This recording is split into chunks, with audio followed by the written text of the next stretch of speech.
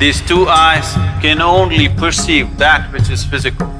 The third eye is an inward-focused eye. Your lustfulness, your desiring nature never ever stood outside, it only stood inside. Lust means it creates a sense of incompleteness within you and a longing for something. When we say Shiva, the word Shiva has become synonymous with the third eye. The third eye, what it means is, these two eyes are to look outside. These two eyes are capable of showing you the physicality of the existence. These two eyes can only perceive that which is physical. The third eye is an inward-focused eye. It's not going to open up upon your forehead. The third eye is an inward-looking eye. But you have heard stories, Shiva opened his eyes and he burnt Kama. In India, there is a god of love and lust called Kama. Kama means lust, which you don't like to face it head-on, so you make it love.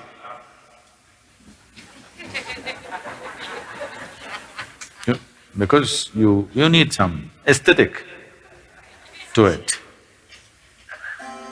So, he hides behind a tree and shoots an arrow at Shiva's heart. Tuck, it hits him and Shiva gets a little disturbed. Then he sees it's Kama. That is, it's his own lust coming up.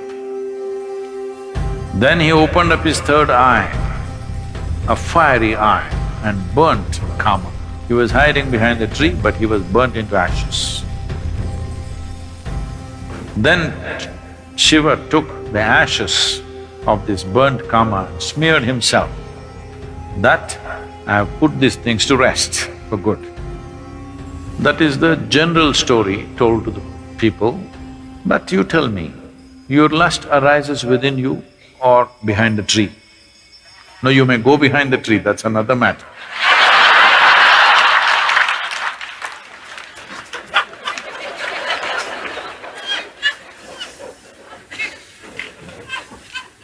But where does it arise? Within you. Desire is not hanging outside. It is not because a beautiful woman or a beautiful man is sitting there, your desire comes. Because the desire, the Kama is within you. So he opened his third eye and burned the Kama within himself, not the one who is standing outside. Because he never ever stood outside. Please look at this and see. Your lustfulness, your desiring nature never ever stood outside, it only stood inside. So he opened his third eye, not this way, inward. Then he saw this lustfulness, which essentially means that some aspects are built into you which makes you feel incomplete. So you think you will find completion only by going towards something or somebody. Lust is not just about opposite sex. Shopping is lust. Because you have to go towards something, only then life will be complete. Every desire is lust, because without that I cannot exist.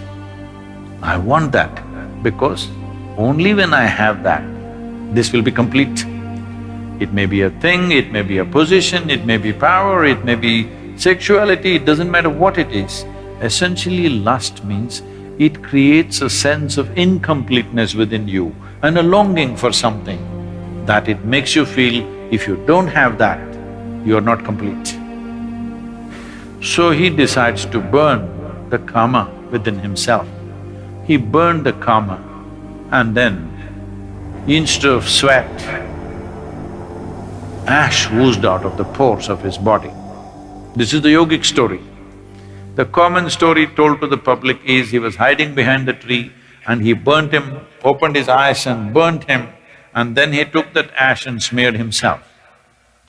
The yogic dimension of the story is, Kama arose within him, he opened his third eye, burnt him, and then ash slowly oozed out of his body, clearly showing him everything is laid to rest.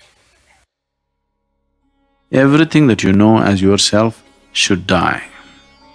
When I say death, it's not the physical death which is a problem.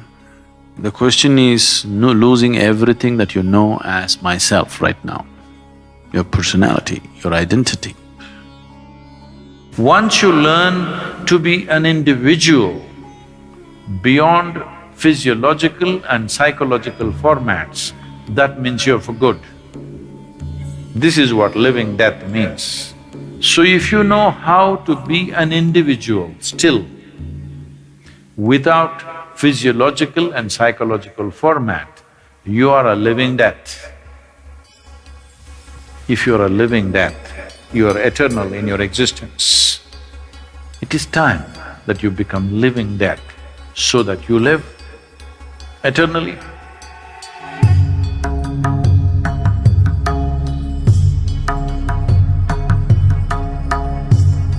But there's a certain dimension of consciousness which can go beyond time.